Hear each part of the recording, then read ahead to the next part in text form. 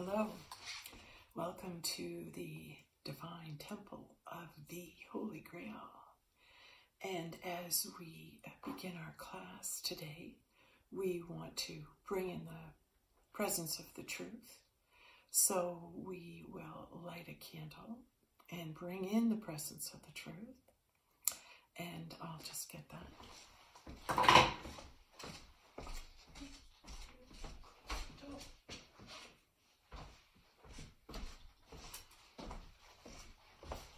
Here we go.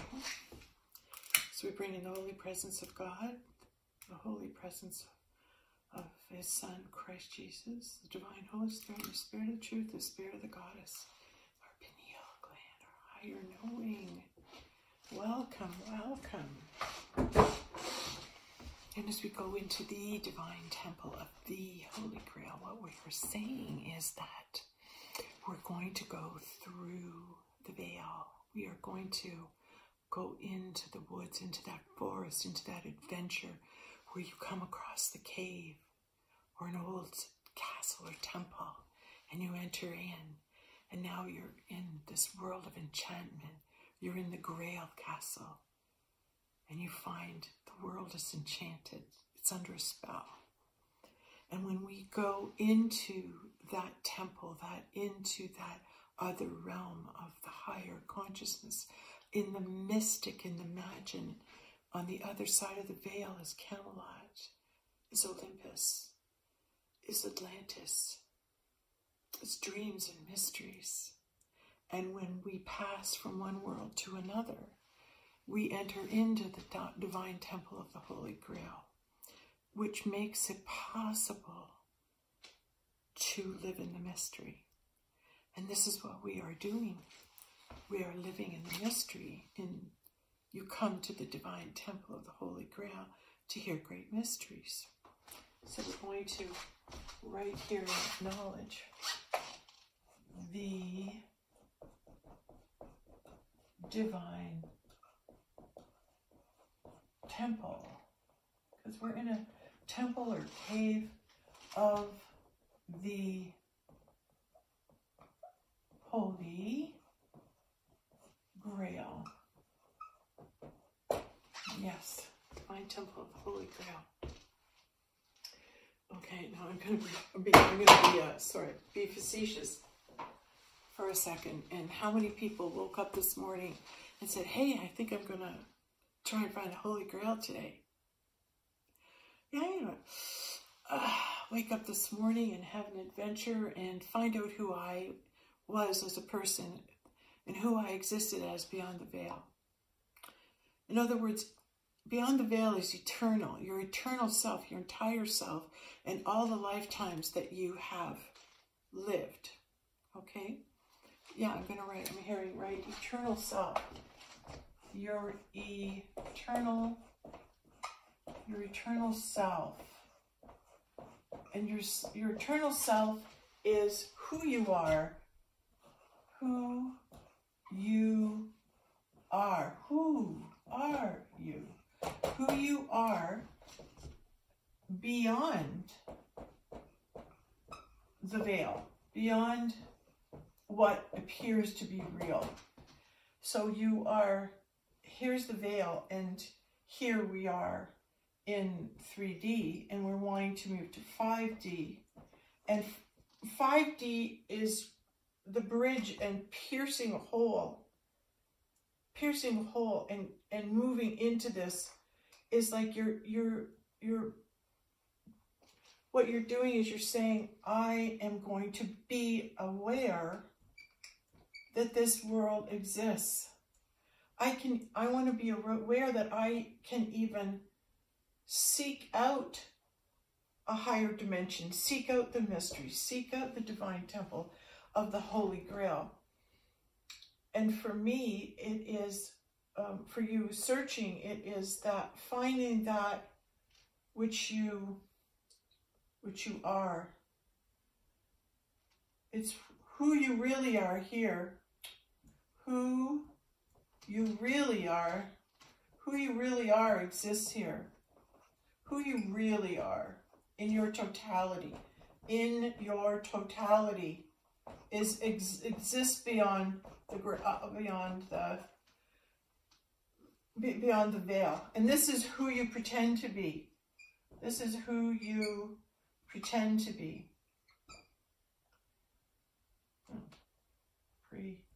This is who you pretend to be. And you pretend to be this so long, you fall asleep. You fall asleep to who you really are, your totality. You fall asleep to your totality and all of eternity. When you pretend to be who they tell you to be, what your learned rote patterning puts you to sleep. It hypnotizes you, and you just accept what is, and you stop searching and having adventures because you just don't know they exist, because they teach you not to believe in that, and you have to have reality and scientific that. When we go off on an adventure and we decide to be Galahad, or we decide to be in search of God, in search of our true self, our true nature, this is the adventure we take. Okay? Is finding out your eternal self, who you are beyond the veil. That's the adventure, is finding out who you are beyond the veil. Okay? Now, once you figure out who you are, you start knowing how other people are too. And boy, oh boy, if you encounter really cool people beyond the veil, and you go, hey, I remember you, you were Lancelot. And they go, what? Are you nuts? What are you talking about? I don't believe in that. I don't believe in that I'm eternal. I don't believe that I go on forever. I don't believe there's a world that exists that I am that great person. So you dismiss it because it's too hard to understand. It's too hard for you to cross that veil, to allow for the mystery to enter in. It's like you're stuck in your three-dimensional self. So when you want to be all that you can be, you seek. You start to seek. We wrote that again. We wrote that last week, and again, I'm here and put it down. You have to seek. Seek truth. Once you seek to find the truth about yourself, start there. Seek the truth. Seek truth. The truth about you, about who you are. Because then you can figure out who other people are, but you have to figure out who you are. And once you allow for yourself to be that incredible, amazing light being, you can start seeing it in others too, even if they don't. Even if they can't see their own light, you can see it. And it's like you meet them and you go, hey, guess who you are beyond the veil? You know what? You're King Arthur. You're Galileo. You are this great person. I recognize you beyond the veil because I have been in eternity as well, and we touched lifetimes then. And I remember your spirit. I remember our connection. I remember our connection and who we were to each other. That's what makes living now, in the now, so exciting, is having the awareness of the totality of who you are. So when you're in the now, you accept what comes at you, and you can listen to who people are, and you feel this connection. And you know what? When you start talking to someone and you both are hitting it off, you go, I wonder how we know each other. Were we related? Were we brothers and sisters? Maybe it was your mother. Maybe we were best friends. Maybe we fought this battle together. Maybe we invented this. That's what makes it fun. That's what makes it a lot of fun living. Living beyond the veil. And when you live beyond the veil, there's a different set of rules than living beyond, not in the veil. Like when you allow magic to happen, right? That's what it's like, being beyond the veil, is you must seek. And when something magical happens to you, that you have no explanation for, no rational explanation for, that exists in the books you've been reading, the people you've been listening to, and the religions you've been practicing, then that's when you decide to go beyond the box and learn new things to help find a rational explanation of who it is you believe you are. And when you identify with a certain culture, a certain mindset, a certain way of being, a certain theology, this follows my philosophical thinking, those are all clues about who you are. And follow those clues. Because once you decide, I'm pretty sure this is who I am, and I've had enough knowledge and information come to me that I'm very confident that this is who I am, in that my job is to express this energy.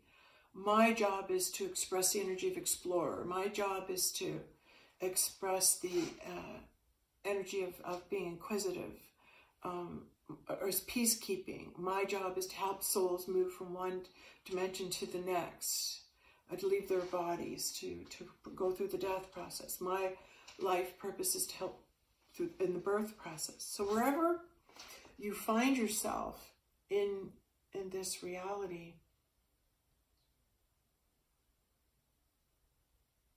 is a good indication, whatever job you're doing. And if you're not in alignment with the work you're doing, you'll find problems at work. You'll hate going to work. You're not being seen or valued. Those are all signs that you're not in alignment with your true self and what your purpose is to here. So you want to make that acknowledgement and then move into that seeking out of who you are. We talked about seeking. We talked about confession. What's one of the other rules? That lessons or keys of the kingdom. I'm hearing surrender. Yeah. Surrender. Why we surrender? Surrender, Dorothy. Why do we surrender? Why is surrender a key component to entering into the veil, through the veil? Why do we surrender? How does that help our process of moving from 3D to 5D? What is it we're surrendering to when you surrender to move into different frequencies? What are we being asked to surrender? Okay. I think it's our idea of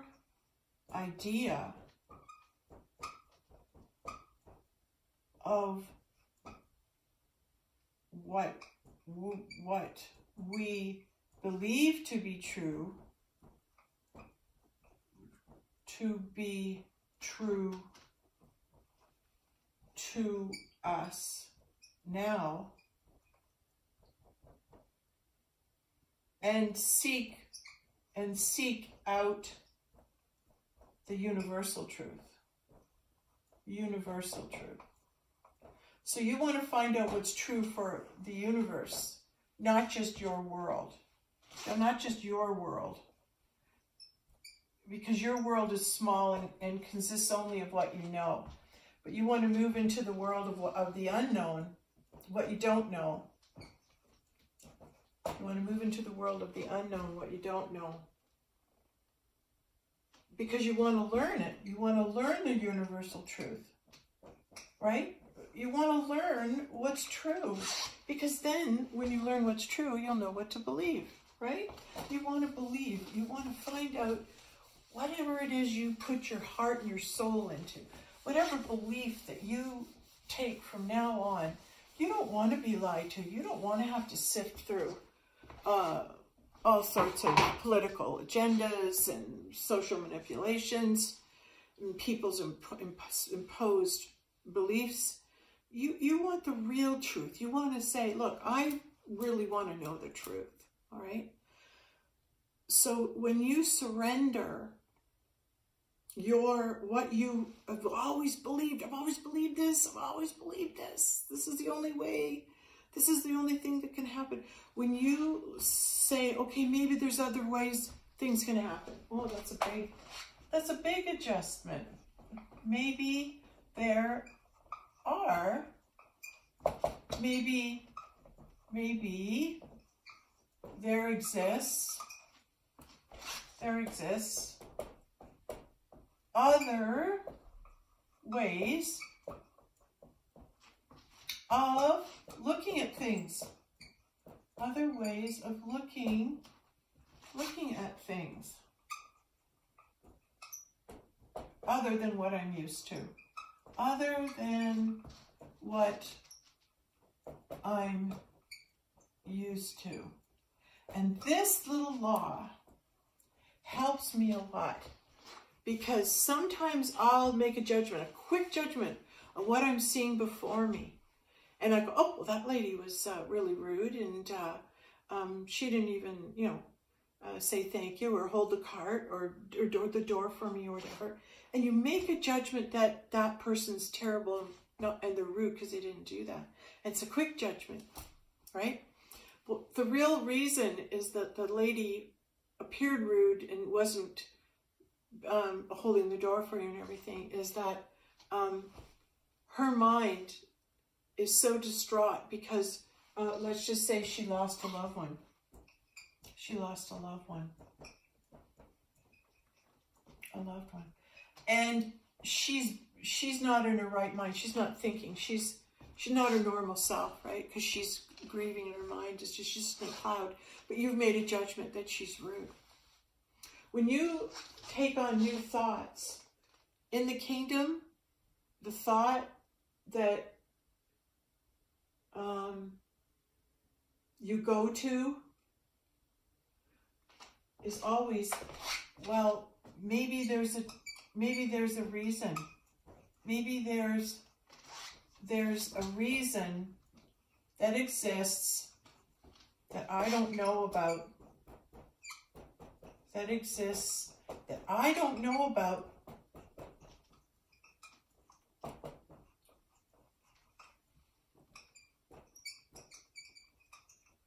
That would account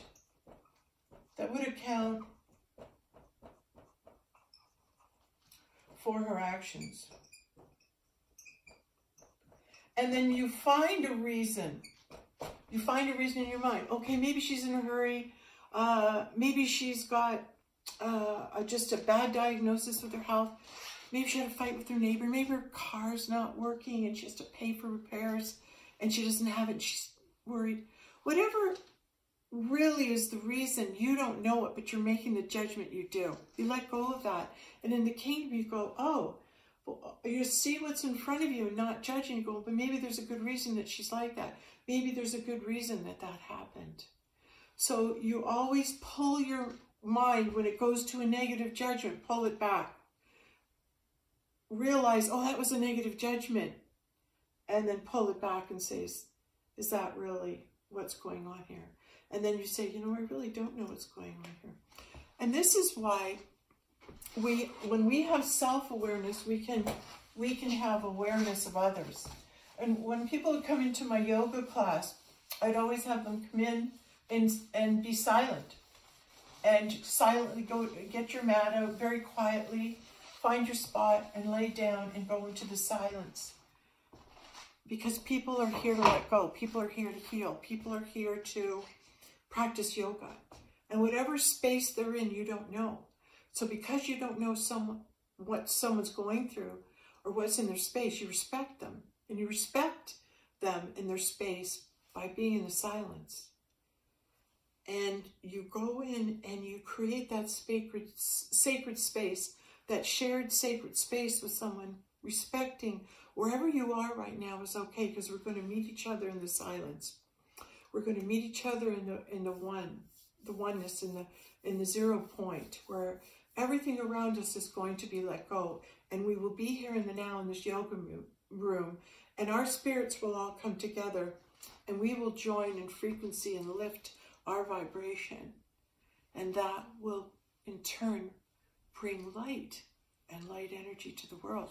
So when light spirits of one mind, whether it's in a yoga class or whether it's in church or whether it's in a positive meditation gathering, prayer gathering, that light emanates out, and that combined force of light creates a great light.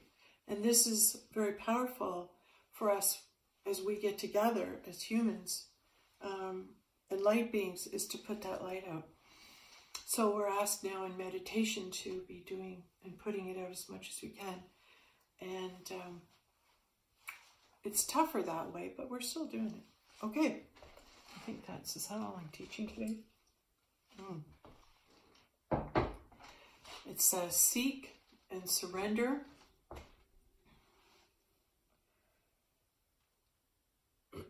It's like when you want to move into the higher realms, you speak the truth. You only speak the truth. You only speak the truth. Speak the truth. I'm going to put only speak the truth. Why?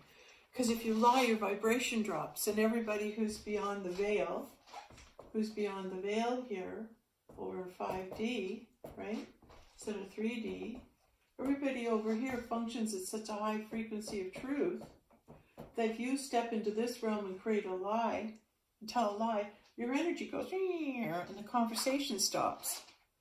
So everybody's going, oh, you just lied. It's an instant lie detector. Okay, the 5D is instant lie detector. So you can't get away with it, so stop trying, right? You're just used to lying. Now you have a belief, or you're in the belief that everybody lies, so you should too. Let go of that belief. Not everybody lies. Not everybody steals. Not everybody's out for money. Not everyone's greedy. Not everyone's out for themselves. But those are lies that you're told that are true of everyone. And so you move into the agreement of it. So going into the 5D is, am I in agreement with a lie? Or what's the truth? What's the real truth? So we take off because we want to find the truth. When you speak the truth has power. When you move into a relationship where it's based on truth, there's no games. There's no fighting or arguing or yelling. Because when the truth is spoken, there's silence. There's no argument. So when you want to live in a more peaceful lifestyle, you always speak the truth. And start practicing that. That is a task. Because you have to have mind awareness. You have to be aware of what comes out of your mouth. And now you're watching what comes out of your mouth and go, why did I say that? Yeah. So speak the truth. Speak the truth. Speak the truth. And that will keep your vibration up high. Right? Speaking the truth. And you'll be able to detect instantly those who don't and those who do. That's one of the keys of the kingdom. That's how you know when your consciousness is moving in the 5D, right? Is because you become an instant truth detector. Okay. I think we got it. I think we got it. I think that's it today. Yep, that's it. That's what we're learning today. Okay. Thanks for joining in. And watching the Divine Temple of the Holy Grail. Yeah, and we'll come again. We'll speak again.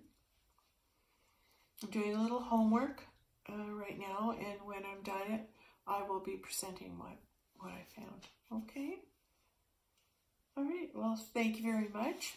And yes, we're good. Okay. Bye for now.